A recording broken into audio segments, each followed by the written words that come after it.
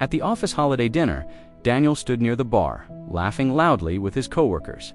His suit was sharp, his smile practiced. When someone asked, "Why didn't you bring your wife?" he shrugged casually and said, "She had a headache." That wasn't true. Maya was at home, standing in front of the mirror, still wearing the dress she had bought 3 weeks ago for this very night.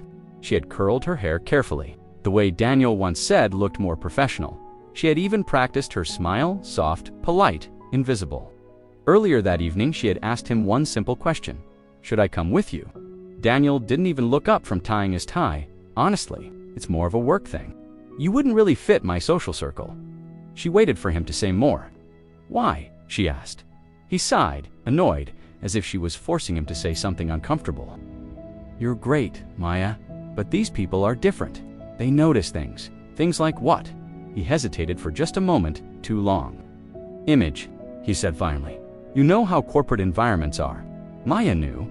She had known for a long time. She remembered the first time Daniel introduced her to his friends. One of them joked, "Man, your kids are going to be interesting." Everyone laughed. Daniel laughed too. She smiled because that's what you do when you don't want to be labeled sensitive. At family dinners, his aunt would comment, "You'd be so pretty if you were just a little lighter."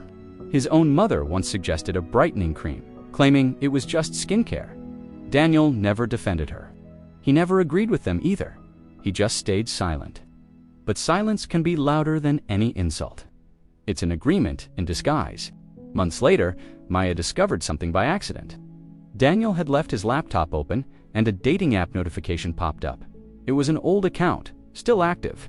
Curiosity got the best of her and she clicked. She found his search filter, skin tone, light. She closed the laptop gently, as if it might explode if she handled it too roughly.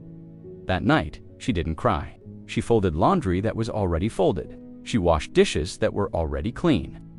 She sat on the edge of the bed and stared at her hands, wondering how long she had been shrinking herself just to fit into someone else's narrow idea of comfort. The breaking point wasn't a huge fight. It came at a family barbecue. Daniel's grandmother was looking through an old photo album and laughed.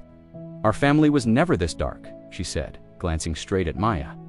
The entire backyard went quiet. Everyone's eyes were on her, on Daniel. He opened his mouth to speak, then he closed it. And in that deafening silence, something inside Maya finally snapped. Not loudly, not dramatically, but permanently. She stood up. "I should go," she said calmly. Daniel followed her to the car, his voice low and angry. "You embarrassed me back there." She looked at him, truly looked at him, for the first time in years. "You embarrassed yourself," she said. "I just stopped pretending that night." She packed a small suitcase. As she was leaving, Daniel stood in the doorway, confused. "You're overreacting," he said. "This is just how people are." Maya paused at the door, her hand on the knob. "No," she said softly, turning back to him. "This is just how you are."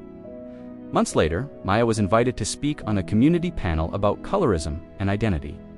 She stood on stage, nervous but steady, and told her story.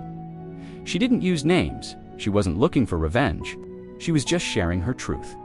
In the audience, women nodded silently. Men looked uncomfortable. Teenagers who had felt invisible finally felt seen. Maya didn't change her skin. She changed her life. And somewhere, at another office party, Daniel still stood alone at the bar, surrounded by people who looked right, talked right, but felt completely wrong. Because the truth is this: you don't lose people because of the color of your skin. You lose them because they were never strong enough to love you out loud.